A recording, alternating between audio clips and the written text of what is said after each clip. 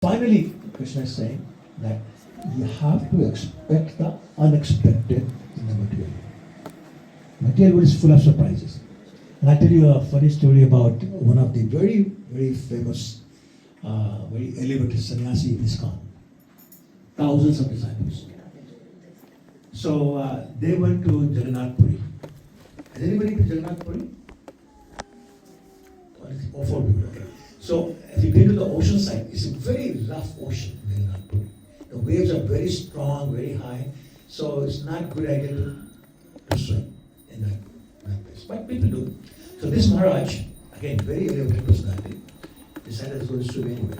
So people said, Maharaj, maybe you should go. He said, no, I've been swimming all my life.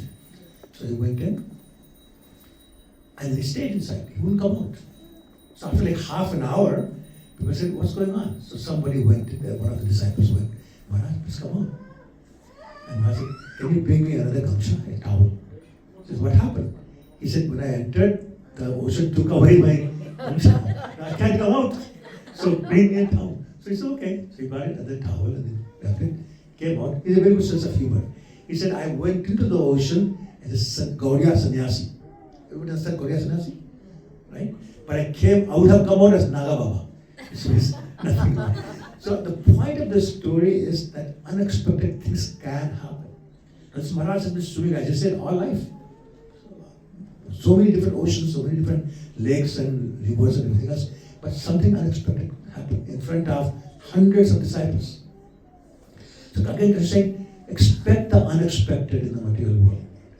And be prepared to tolerate what it is that happens. And if you do that, then the solution, the resulting events will be better for you than they would be if you don't tolerate.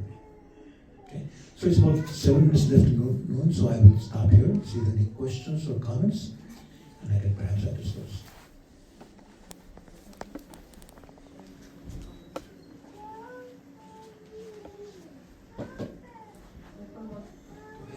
Yes, go.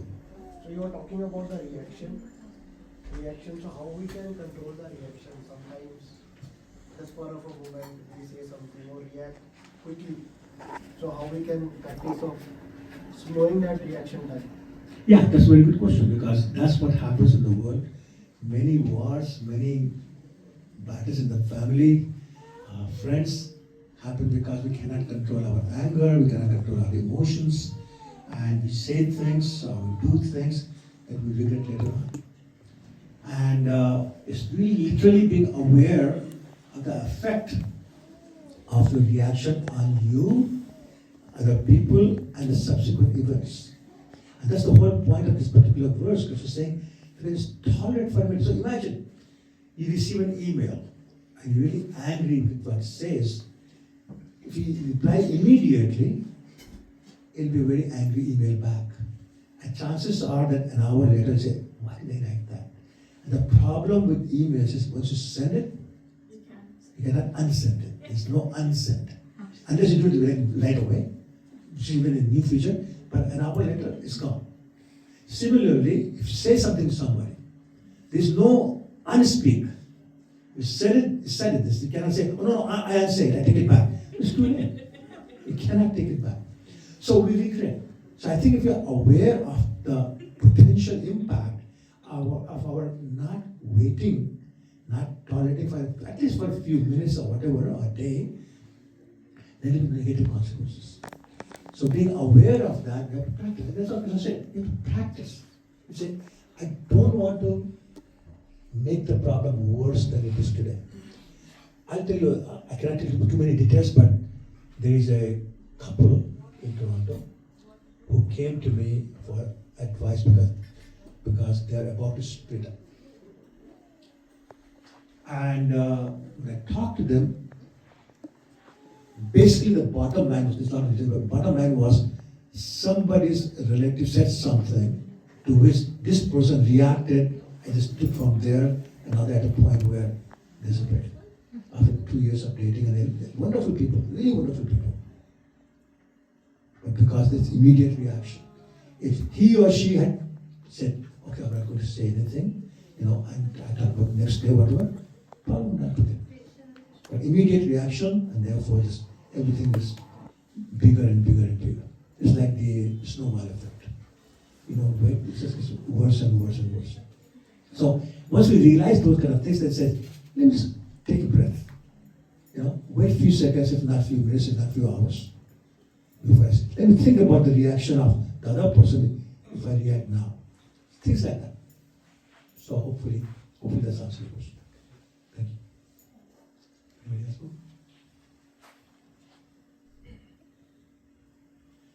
Does anybody see a problem with not having patience, not tolerating? Does anybody have mouth today? You have the power to speak? Yes. How to increase the faith in God? How to? How to increase the faith in God, in Krishna? Yeah. It's even though we are chanting, we are doing so many activities, but still faith is you don't see. Yeah. The best way to develop faith in Krishna is to associate with people who have faith in Krishna.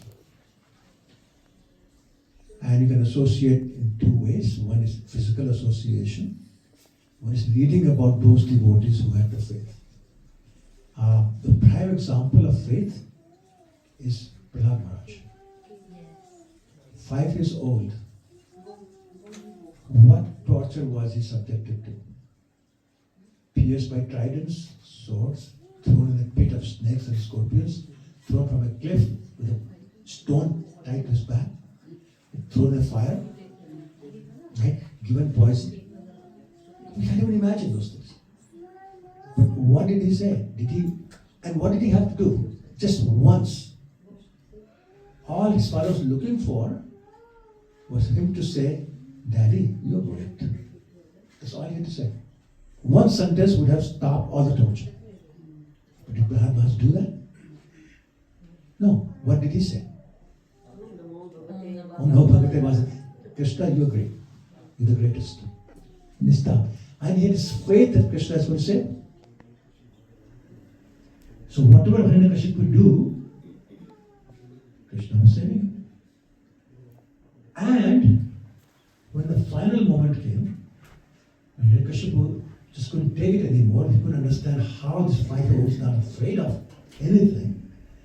He stood in front of him. Now, 5-year-old boy is like this high. Hiranyakashipu was so high that it said that it was like meters long. Like not 10 meters, 20, more than that. And he had sword in his hand and saying, I'm going to chop your head off. The boy standing there, not looking afraid, not crying. So this became too much for Hiranyakashipu. He says, I don't understand, where is your courage coming from? Why aren't you scared of me? And Prabhu said, my courage, my strength is coming from the same source that yours is coming from. At which point he said, where is that source? Where is your God? And Prabhu said, he's everywhere. Then he pointed to the pillar. Is he there? And he specifically pointed to that pillar because Hiranyakashipu was personally involved in the construction of that palace and that pillar. So he knew there's nothing inside. So he said, is it there? And Prahlad Maharaj, in his faith, could actually see Lord Narasimha there inside the pillar. With full faith, he said, yes. And that's when Hiranyakashipu tied his fist on him, and that's when Lord Narasimha appeared, affirming his faith that yes, he's there everywhere. So you read the stories, the pastimes of these devotees who have the faith. You associate with the devotees who have faith. Thank you. Looks like time is done. Thank you so much. Hare Krishna.